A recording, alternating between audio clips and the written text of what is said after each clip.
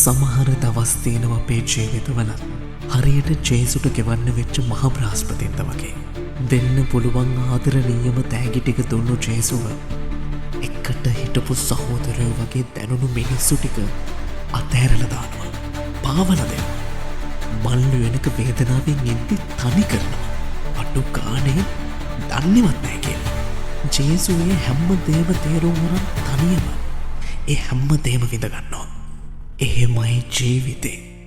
මහ බ්‍රහස්පතින්දාවල් අපේ ජීවිතවලට උදාවේ. අත්තරින්න එපා. අල්ලන් ඉන්න. උත්තානේ දවසක් තියෙනවාමයි.